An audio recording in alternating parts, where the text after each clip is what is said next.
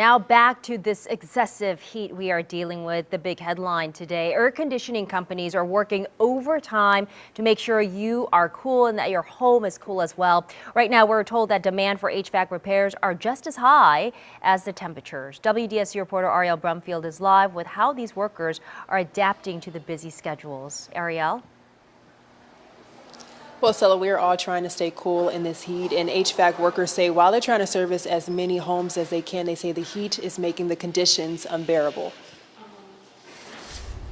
Staying cool these days is no easy feat. We try to work as early as we can. Every now and then when it's really hot, some attics, they just get overwhelmingly hot, so we have to wait. General Manager Andre Pai with Paran's HVAC says these triple-digit temperatures are slowing down the workflow and driving up demand. So this time of year, it's not uncommon for us to have 145 degrees in the attic, so we could only spend maybe 10 minutes, 15 minutes at the most. Air conditioning unit repairs and installs that would normally take on average 6 hours are now taking 10+ hours because employees are trying to work around the heat. Pai with Paran says doing routine maintenance on your filters and coils with a professional can help you avoid your AC units from crashing out on you at the most inopportune times.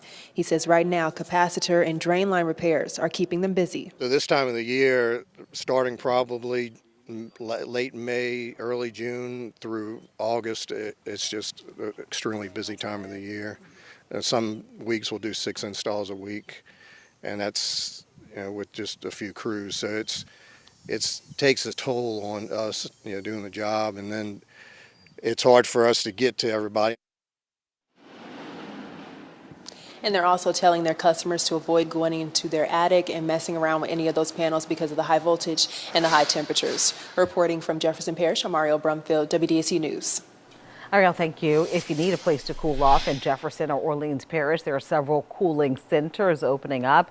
Every public library in Jefferson Parish is open. Parish leaders say you can also head to popular shopping centers like Oakwood and Lakeside. Many libraries across New Orleans also open, but make sure you check before you go. Some are closed due to maintenance. Yeah, and